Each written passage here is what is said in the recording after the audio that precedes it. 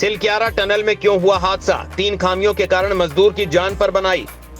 Uttarkashi tunnel हादसे की प्राथमिक रिपोर्ट आई सामने, सुरक्षा मानकों को लेकर हुए कई खुलासे, नियमों की भी हुई अनदेखी।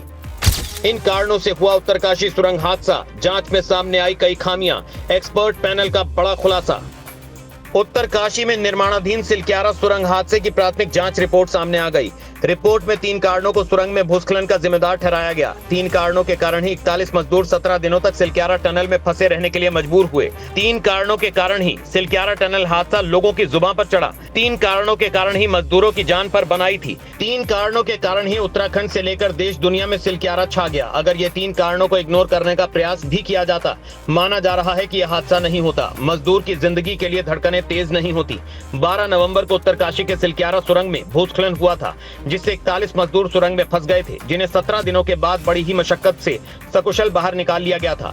अब इसी हादसे को लेकर जांच रिपोर्ट सौंपी गई। विशेषज्ञों ने केंद्रीय सड़क परिवहन और राजमार्ग मंत्रालय को रिपोर्ट सौंप दी है। इस रिपोर्ट में कहा गया कि सुरंग हादसे के पहले की घटनाओं से कोई सबक नहीं सीखा गया और बिना रीप्रोफाइलिंग के काम को आगे बढ़ाया गया। पिछली घटनाओं के बावजूद पर्याप्त सुरक्षा उपाय नहीं किए गए। रिपोर्ट में यह भी कहा गया कि ठेकेदार को NHIDCL की ओर से नियुक्त इंजीनियर से कार्य करने के तरीके की मंजूरी नहीं मिली थी। बीते 13 दिसंबर को 6 सदस्यीय केंद्रीय जांच टीम सिलक्यारा पहुंची थी, जिसने 3 दिन तक हादसे के पीछे के कारणों की गहनता से पड़ताल की थी और उसके बाद 15 दिसंबर को टीम वापस दिल्ली लौटी थी।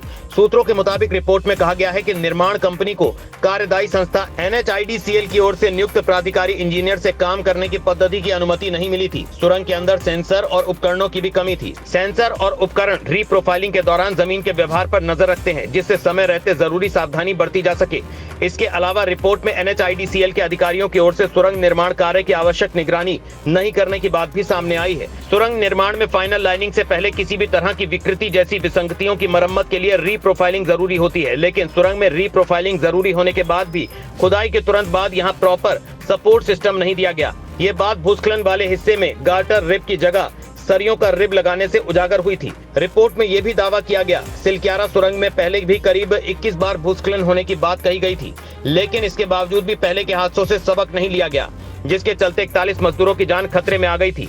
जांच रिपोर्ट में भविष्य में इस तरह के हादसों से बचाव के लिए सड़क और रेलवे के लिए एक सुरंग केंद्र स्थापित करने की सिफारिश की गई है। साथ ही सुरंग सुरक्षा के लिए एक नई SOP विकसित करने और विशेष रूप से हिमालय क्षेत्र में परियोजना निर्माण के लिए एक भूवैज्ञानिक सहयोगात्मक मंच विकसित करने पर भी जोर दिया गया है।